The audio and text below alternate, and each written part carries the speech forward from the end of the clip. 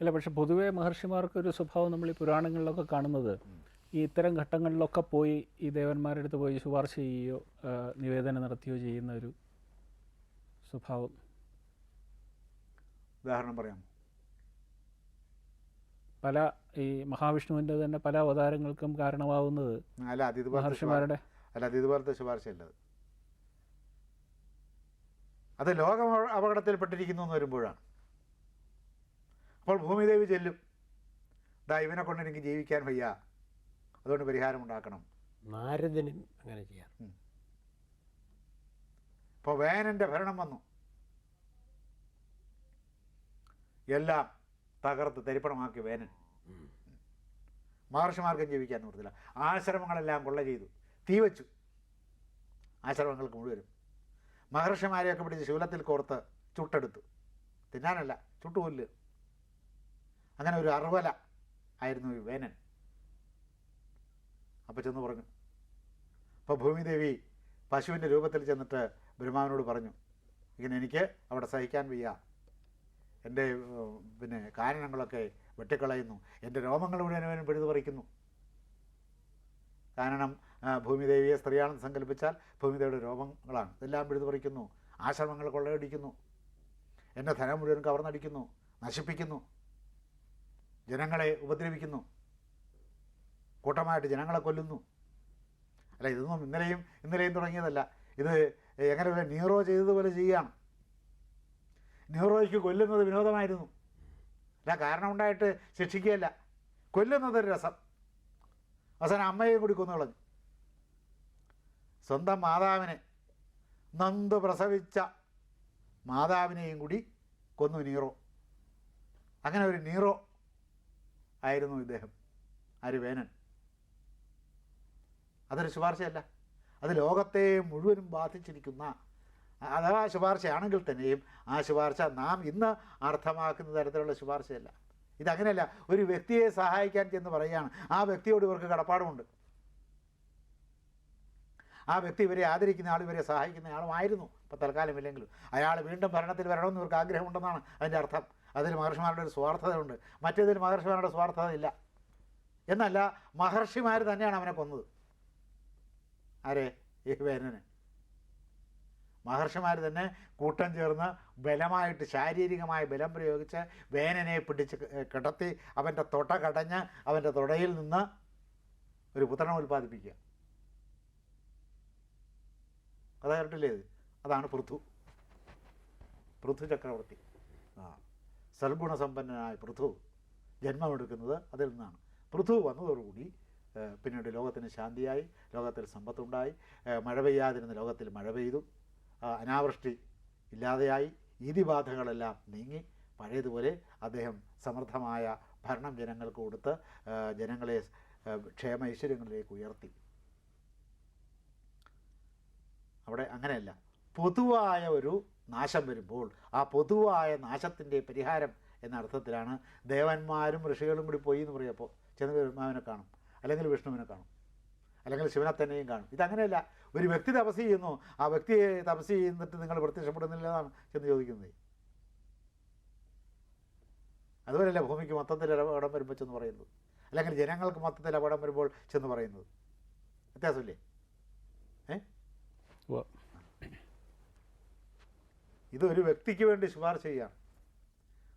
ഒരു MLA ഒരാൾക്ക് transfer കൊടുക്കണം അയാൾ ഉദ്ദേശിക്കുന്ന സ്ഥലത്തേക്ക്, അയാൾ ആഗ്രഹിക്കുന്ന സ്ഥലത്തേക്ക് എന്ന് പറയുന്നത് പോലെയാണിത്. അല്ല, പക്ഷെ അവിടെയും ഈ മൊത്തം ഭൂമിക്ക് വേണ്ടിയോ സമൂഹത്തിന് വേണ്ടിയോ ആണെങ്കിൽ പോലും ഈ വിഷ്ണു ആണേലും ബ്രഹ്മാവാണേലും ശിവനാണേലും അവർക്ക് ഇതിനെക്കുറിച്ച് അവർ ബോധവാന്മാരാണ്, എപ്പോഴാണ് ഇടപെടേണ്ടതെന്നുള്ളത് അവർക്ക് അറിയുകയും ചെയ്യില്ല. എന്നാലും ഒരു ഉത്കണ്ഠയുണ്ട്. അതിൽ അധാർമികമായ ഒന്നുമില്ല, അവർക്കറിയാം എപ്പോഴാണത് വേണ്ടതെന്ന്. എന്നാലും ചെന്ന് പറയാനുള്ളത് ചെന്ന് പറയും. ഇപ്പം നമ്മൾ ഈ മാസ് മെമ്മോറാണ്ടം കൊടുക്കുന്നത് പോലെയാണ്.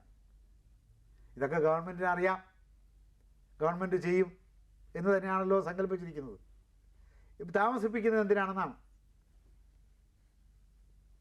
കാരണം ഇവിടെ കടന്നു കൊടുക്കാൻ നിവൃത്തിയില്ലേ, അതുകൊണ്ട് താമസിപ്പിക്കുന്നത് അവരുടെ ശല്യം മൂത്ത് വന്നിരിക്കുന്നു, അതുകൊണ്ടത് ഉടൻ പരിഹരിക്കുക എന്നിങ്ങനെ ചെന്ന് പറഞ്ഞാൽ തന്നെയും എപ്പോഴേ അവർ പരിഹരിക്കൂ? അവർ പിന്നെയും സമയമാകാൻ കാത്തിരിക്കും.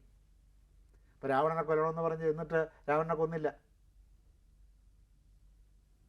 പുത്രകാമേഷ്ടിയും കഴിഞ്ഞ് പിന്നെ രാമനും ഭരത ലക്ഷ്മണ ശത്രുഘ്നന്മാരും ജനിച്ച് അവർ വളർന്നു വന്ന് പ്രായപൂർത്തിയായതിനു ശേഷമേ കൊന്നുള്ളൂ. അപ്പോൾ അത്രയും സമയം എടുക്കും. ഗുരുജെന്ന് പറഞ്ഞുകൊണ്ട് ഉടനെ കർമ്മപരിപാടികളൊന്നും ആവിഷ്കരിക്കപ്പെടുകയില്ല, കർമ്മത്തിന് തുനിഞ്ഞിറങ്ങുകയുമില്ല. അതിൻ്റെ സമയം തന്നെ വരും. സമയം വരുമ്പോൾ മാത്രമേ ഉണ്ടാവുള്ളൂ. സമയം വരുമ്പോഴേ ഉണ്ടാവുള്ളൂ എന്നറിയാമെങ്കിലും ചെന്ന് പറയാൻ ഇവർ പ്രേരിതരായിത്തീരും. അതും അറിയാം അവർക്ക്, എന്നാലും ചെന്ന് പറയും. അതിനോടുള്ള ഒരു ആഗ്രഹം, തങ്ങളുടെ ധർമ്മം തങ്ങൾ ചെയ്യുന്നു എന്നുള്ള ഒരു അനുഷ്ഠാന ബോധത്തിൽ നിന്ന് ഉണ്ടാകുന്നതാണ്. അപ്പോൾ മഹർഷിമാർ ഇവിടെ ചെയ്തത് തെറ്റായ ഒരു നടപടിയായിരുന്നു. അവർക്കിഷ്ടമുള്ള രാജകുമാരന് വേഗം പോയി വരം കൊടുക്കുന്നതാണ്.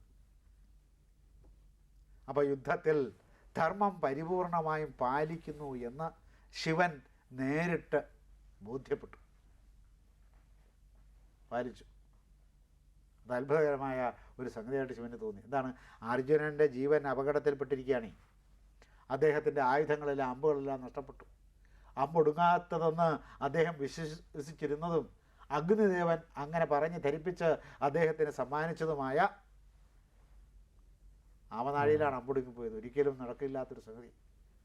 അപ്പോൾ പിന്നെ എന്താണ് മാർഗം? ജീവൻ രക്ഷിക്കണമെങ്കിൽ അമാനുഷമായ ദൈവമോ ബ്രാഹ്മമോ ആയ ആയുധം പ്രയോഗിച്ചേ മതിയാവും. പ്രയോഗിച്ചില്ല. അതൊരു കാലത്തും അദ്ദേഹം പ്രയോഗിക്കുമായിരുന്നില്ല, പ്രയോഗിച്ചിട്ടുമില്ല.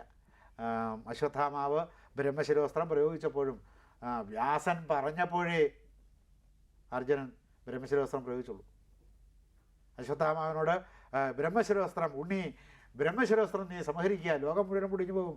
പാണ്ഡവന്മാർ മാത്രമല്ല, നിനക്ക് പാണ്ഡവന്മാരെ മാത്രമല്ലേ കൊല്ലേണ്ടതുള്ളൂ, ഇത് ലോകം മുഴുവൻ പിടിച്ചു പോകും. അതുകൊണ്ട് നീ അസ്ത്രം ഉപസംഹരിക്കൂ.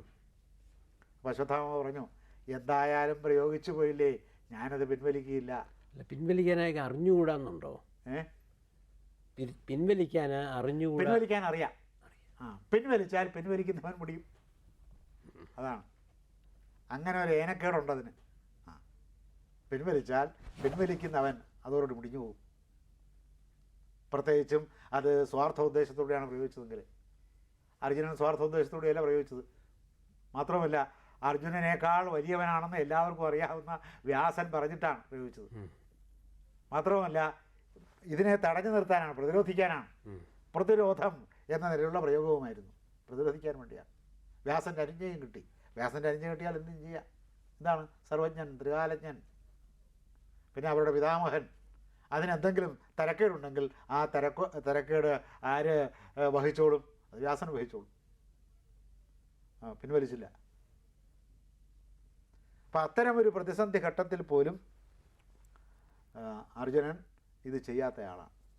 അത് തൻ്റെ ഈ ചെറിയ യുദ്ധത്തിലും, അദ്ദേഹം ഇത് പറയുമ്പോൾ ചെറിയ യുദ്ധമാണ്, ഇതൊന്നും യുദ്ധം ഗംഭീരമായിരുന്നെങ്കിലും അതിൻ്റെ വ്യാപ്തി ചെറുതാണ്. ആ ചെറിയ യുദ്ധത്തിൽ പോലും ഈ നിഷ്ഠ പാലിച്ചിരിക്കുന്നു എന്ന് ശിവൻ നേരിട്ട് ബോധ്യപ്പെട്ടു. അത് പാർവതിക്ക് മനസ്സിലായിട്ടില്ല. പാർവതിക്കും ഇത് പെട്ടെന്ന് അർജുനന് വരം കൊടുക്കണം, അർജുനനെ കഷ്ടപ്പെടുത്തരുതെന്നുള്ള ആഗ്രഹമായിരുന്നു. അതൊക്കെ ഇതാണ് സ്വാർത്ഥമായ പ്രിയമാണതല്ല.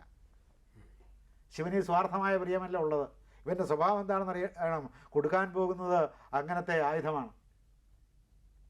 അതുകൊണ്ട് അവൻ്റെ സ്വന്തമായ ആവശ്യങ്ങൾക്ക് വേണ്ടി ആ ആയുധം എടുത്ത് പ്രയോഗിക്കരുത്.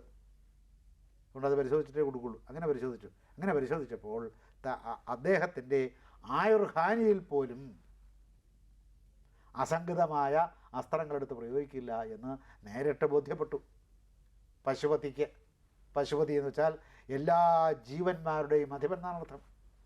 അണ്ട് പശുവിൻ്റെ അല്ല, അല്ലെങ്കിൽ മൃഗത്തിൻ്റെ അല്ല, എല്ലാ പശുക്കളുടെയും. പശു എന്ന് വെച്ചാൽ ജീവൻ എന്നും അർത്ഥമുണ്ട്. ആ അർത്ഥമാണ് അവിടെ യോജിക്കുന്നത്. അങ്ങനെ എല്ലാ ജീവന്മാരുടെയും പതിയായ, അപ്പോൾ സസ്യജീവന്മാരുടെയും മൃഗജീവന്മാരുടെയും മനുഷ്യജീവന്മാരുടെയും ഒക്കെ പതിയായ, സർവവ്യാപകമായ ജീവൻ്റെ പതിയായ പശുപതി തൻ്റെ ആത്മാവ് തന്നെയാണ് എടുത്ത് ആയുധമായിട്ട് കൊടുക്കുന്നത്. അതാണ് പാശുപതം എന്നതിന് പേര് വന്നത്.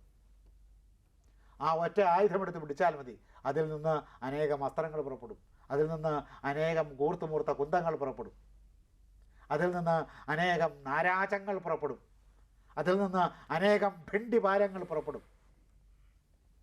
അതിൽ നിന്ന് അനേകം പൽചക്രങ്ങൾ പുറപ്പെടും. ഒറ്റായുധം മതി. അതും അർജുനൻ യുദ്ധത്തിൽ പ്രയോഗിക്കുകയുണ്ടായില്ല. കരുതലായിട്ട് വെച്ചിരിക്കാൻ പ്രയോഗിച്ചില്ല.